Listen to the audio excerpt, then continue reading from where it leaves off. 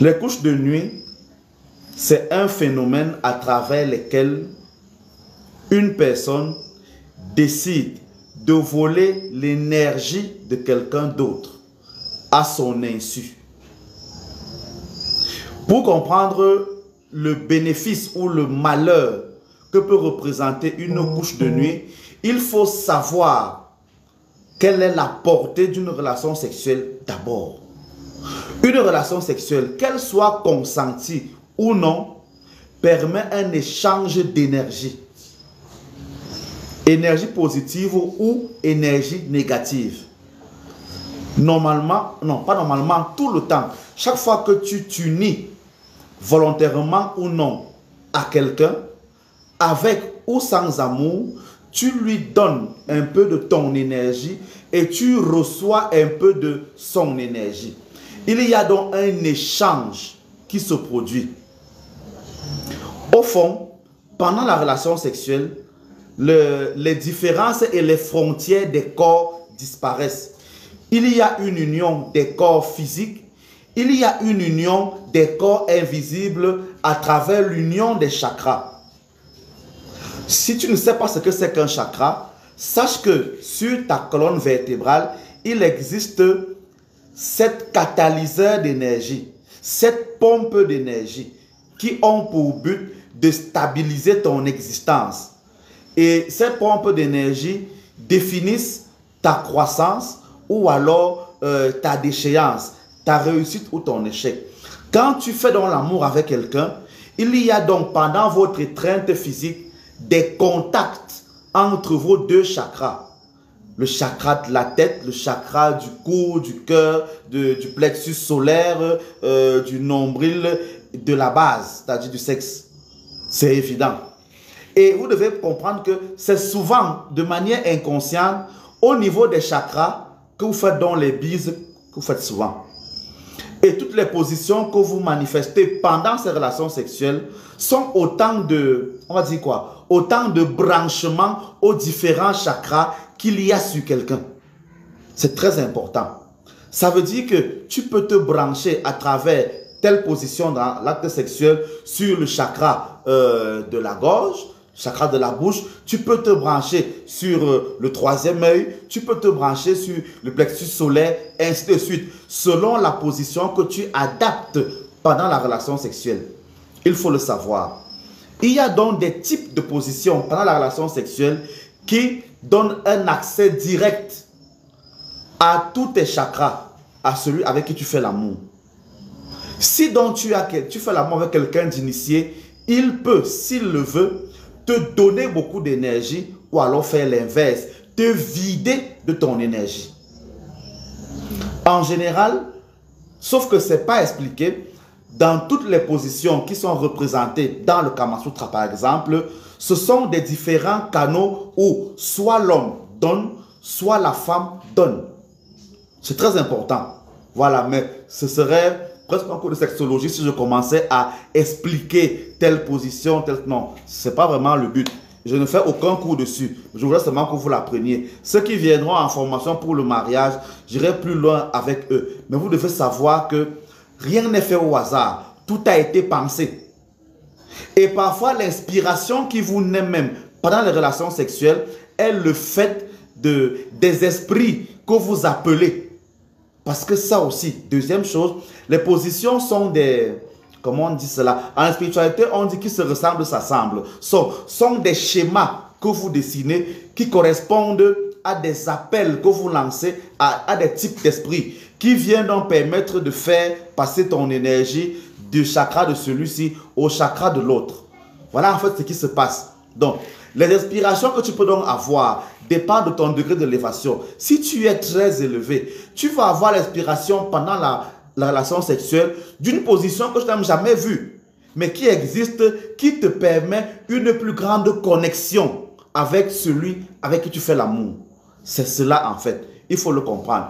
Si tu sais donc que la relation sexuelle peut être aussi importante, parce que je l'ai dit, pendant la relation sexuelle, il y a une union de tous les corps, de tous tes 7 corps. Ton corps physique, ton corps éthérique et ton corps astral se joignent au corps physique, éthérique et astral de celui avec qui tu fais l'amour.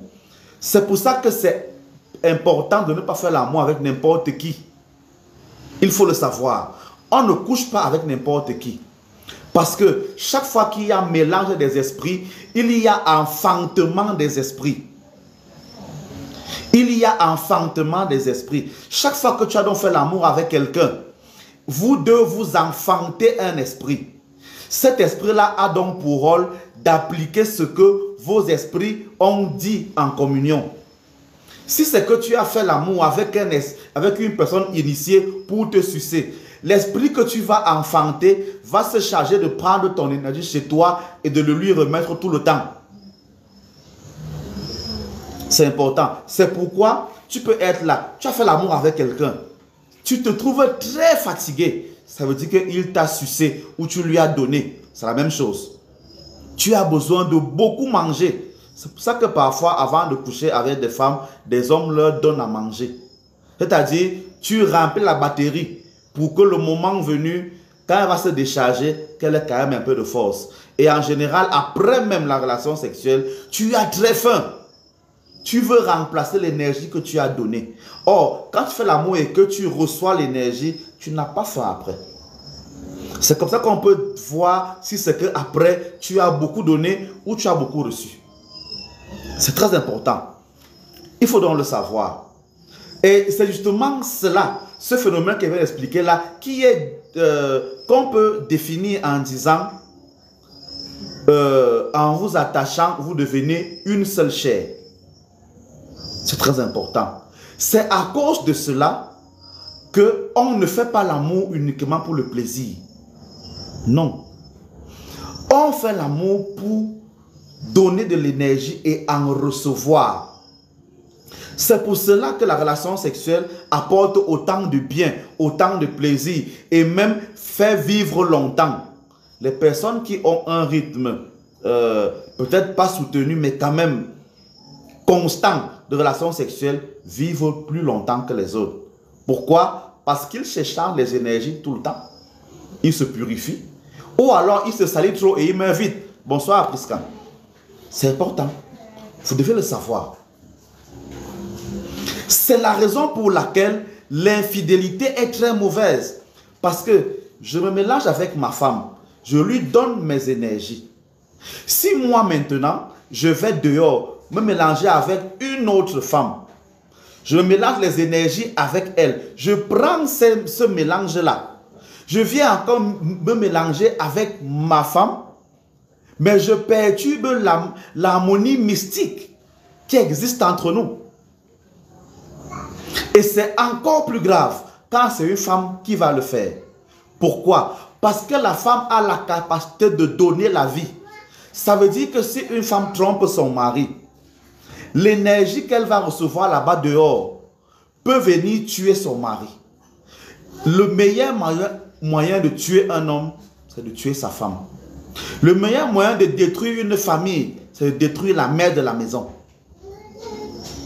C'est pour ça que les plus grands sorciers choisissent toujours des femmes très puissantes pour y garder leurs énergies. Il y a des sorciers qui gardent leurs énergies dans le ventre de leur femme ou de leur fille. Il y a des gens qui gardent leur totem dans les ventres de leur fille ou de leur femme. Il faut donc savoir que toi, tu peux aller tromper ton mari dehors. L'homme là, connaissant qui est ton mari à toi, prend son totem à lui, il met dans ton ventre, toi ne sachant pas. Tu rentres donc à la maison avec un totem étranger. Quand ton mari vient donc faire l'amour avec toi, il est frappé par le totem de quelqu'un d'autre. Aussi simple que cela. Et en général, lorsque un papa garde ce totem dans le ventre de ses enfants, la fille en question n'accouche que si le papa est d'accord. Quand vous avez une relation dans laquelle l'accouchement d'un enfant dépend constamment de la parole d'un parent, ça veut dire que le parent là est propriétaire de son utérus. Et il faut qu'il parle pour que le totem qui est là-bas dedans laisse la place à l'enfant. C'est tout. Aussi simple que cela. Parfois, c'est consciemment, c'est-à-dire qu'il y a des enfants qui sont de manière consciente et souvent volontaire les époux et les épouses de leurs parents. Tout comme il y a des parents qui de manière involontaire, de manière involontaire soumettent leurs enfants à ce genre de choses. C'est-à-dire que l'enfant n'est pas conscient que c'est le père qui est dans son ventre. Il faut le savoir. Donc, apprenez que c'est... Voilà. Donc, il fallait que j'explique un peu la mystique de la relation sexuelle pour que vous compreniez à quel point le phénomène des couches de nuit peut être mauvais. La relation sexuelle est tellement importante qu'en spiritualité, tout ce qui est dépôt, les femmes, ce que les femmes mettent souvent là dans les piqûres sur elles là, tout ce qui est moyen de contraception, comme les préservatifs et compagnie, n'a pas de place. Sur le plan spirituel, le préservatif est très mauvais, masculin comme féminin. L'homme qui fait l'amour avec le préservatif masculin sur lui fait simplement une masturbation. J'ai fait une vidéo sur la masturbation pour dire que c'est très mauvais. Parce qu'en fait, la masturbation est le fait de faire l'amour avec un être invisible. Et comme le côté invisible n'est pas à ton côté, tu ne sais pas avec qui tu fais l'amour. Donc, réaliser une masturbation à l'état d'éveil veut dire que tu soumets ta femme en train de faire l'amour avec un esprit toi de même. Donc, tu appelles des esprits que tu ne connais pas à ce moment-là. C'est très mauvais. C'est pernicieux à la limite. Donc, si tu n'as pas envie d'enceinter ta femme, ne couche pas avec elle, c'est tout. Si tu n'as pas envie de... C'est comme... Il faut le savoir. Laissez-moi vos choses là que je prends la capote, machin. Non, c'est pas bon. Par spiritualité, c'est très mauvais. Tout comme vos histoires aussi de faire que l'homme s'unit à sa femme, mais non, je ne veux pas l'enceinter. Donc au moment où ça veut déjà venir, le gars sort, il verse par terre. Non, c'est une insulte envers le Dieu soleil. Parce que si le sang des menstrues de la femme est l'image de la mère lune, le sperme de l'homme est l'image du Dieu soleil. Alors, de la même manière que l'avortement fait beaucoup de mal à la femme à cause de la frustration qu'elle cause à la mère lune, le fait d'éjaculer à l'extérieur ou bien dans un préservatif est une insulte envers le Dieu soleil. Il faut le savoir. Et ne l'oubliez pas, vous qui aimez beaucoup lire la Bible, il y a un homme qui est mort de cela. Il couchait avec une femme, il n'a pas voulu finir l'acte à l'intérieur, il est venu finir dehors et Dieu l'a tué. Il faut lire la Bible, c'est juste là-bas dedans. Donc, il faut le savoir. C'est le cas. Or, le problème justement, c'est que ceux qui connaissent donc cette règle encouragent les gens à faire l'amour à tort et à travers. Donc, à travestir ces règles-là, résultat, ton énergie est bue n'importe où et par n'importe qui. Est-ce que vous vous rendez compte donc de la perversité et du malheur qui touche beaucoup de personnes? Voilà ce qui se passe. Bon. Maintenant que vous avez un aperçu de ce que peut être une relation sexuelle, vous comprenez donc que si toi, la jeune fille, tu découvres la relation sexuelle avec un homme d'un certain degré d'énergie, tu calibres ta vie sur les hommes du même degré d'énergie. C'est pour ça que c'est important de ne pas... on va dire quoi? Se faire dévierger par n'importe qui. Parce que tu peux tomber... Si c'est que tu te fais dévierger par un sectaire, tu te prédisposes à sortir, à tomber sur les hommes sorciers maléfiques toute ta vie. C'est un fait. Si tu te fais dévierger par un homme qui peut t'accoucher, tu te prédisposes à n'avoir pour relation sentimentale que des hommes qui peuvent t'accoucher. C'est aussi vrai même pour les hommes. Si toi, l'homme, la première femme avec qui tu découvres la relation sexuelle est une maman qui peut t'accoucher, Mais il est fort probable que tu continues ta vie sexuelle dans ce genre de relation. Et ainsi de suite, vraiment. Donc, c'est important. On ne joue pas avec cet acte-là. On ne blague pas avec. Je peux donner plusieurs définitions comme cela. Les gens qui vont s'envoyer en l'air dans les voitures, dans les toilettes, dans n'importe quel hôtel, dans n'importe quel motel. Vraiment, je peux développer, mais bon, je le ferai une autre fois, si vous le voulez bien. Voilà. Mais, comprenez-le. C'est donc la raison pour laquelle la couche de nuit est donc aussi grave. Parce que dans la relation physique, au moins, un gars vient négocier avec toi. Il te fait la cour. Bon, il peut te mentir avec tout ce qu'ils peuvent faire. Comme les hommes sont de bons menteurs parfois. Ok. Ou alors une femme vient te mentir et tout et tout. N'empêche. Dans la couche de nuit, par contre, tu n'as pas le choix. C'est-à-dire que tu subis quelque chose. Puisque tu subis quelque chose, tu n'as pas la décision de donner ou de ne pas donner.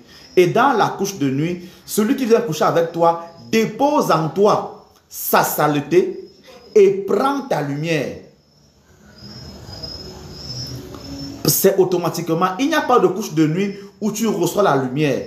Non. La couche de nuit, tu reçois uniquement le mal. Parce que celui qui vient le faire, vient se nourrir chez toi.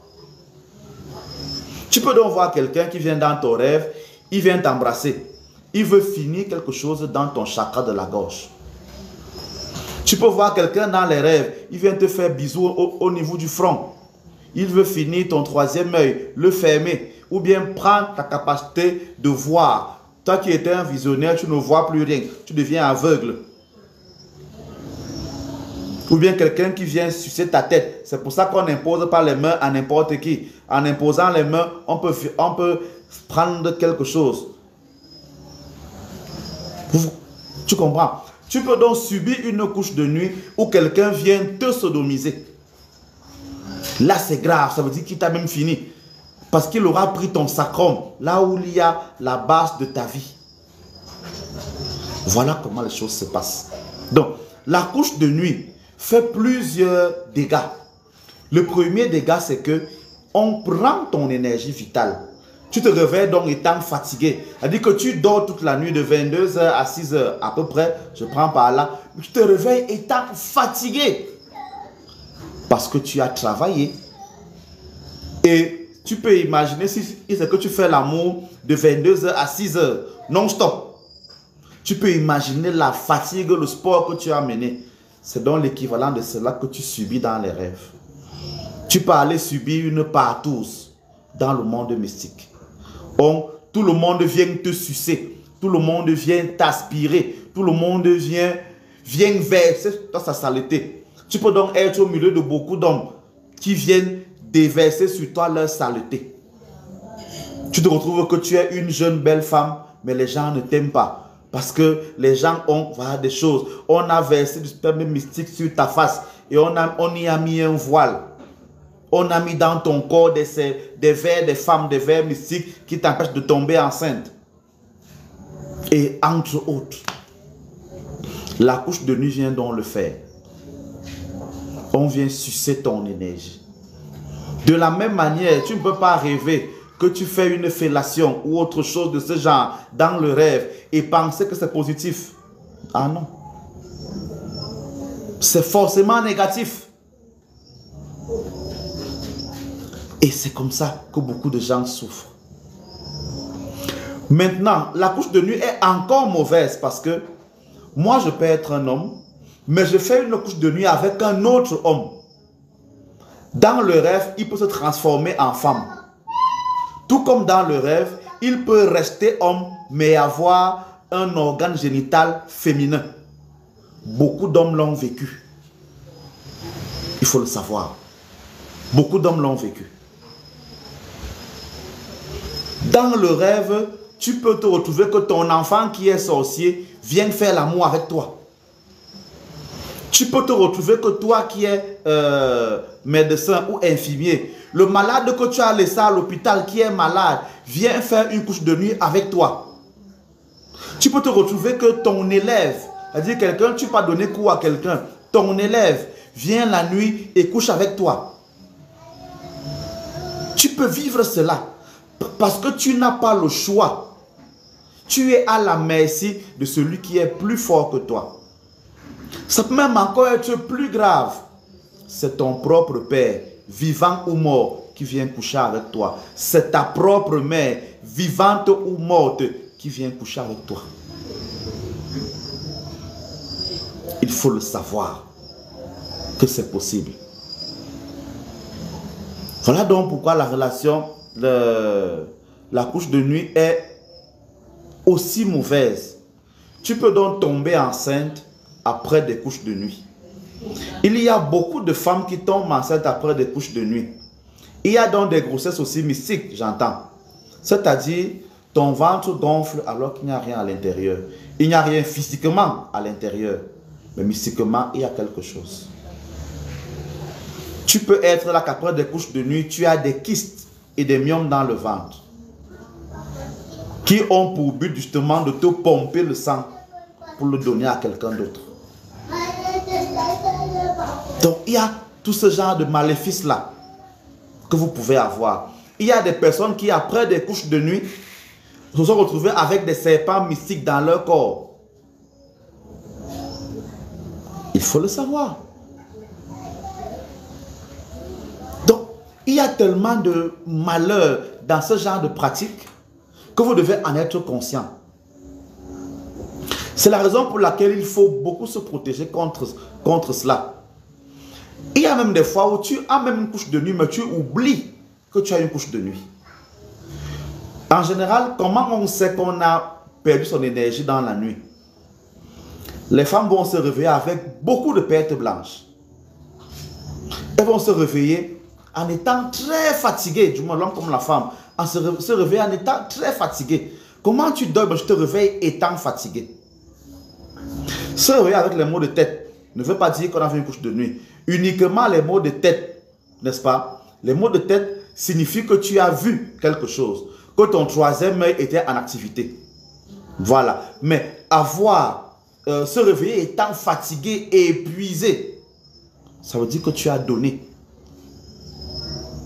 Voilà. Il faut le comprendre. Il faut le comprendre. Bon, la personne qui se plaint d'avoir un serpent mystique dans le corps, oui, il faut vraiment venir inbox. C'est impossible de te donner un traitement là maintenant comme ça en live en parlant. C'est vraiment impossible. Tout comme c'est impossible de donner des traitements là maintenant pendant que je suis en live.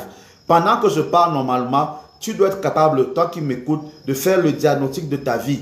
Est-ce que je me réveille le matin avec beaucoup de pertes blanches? Les pertes blanches là sont comment? Elles sont nauséabondes, elles sentent. Est-ce que j'ai, quand je me réveille le matin, une autre odeur en dehors de mon odeur sur mon corps? Est-ce que je me réveille le matin avec le plaisir d'avoir fait l'amour? Pourtant, je n'ai pas couché avec mon gars ou alors je dors seul. Mais je me réveille avec ce plaisir-là. Comment? Est-ce que je me réveille, est-ce que je me suis endormi avec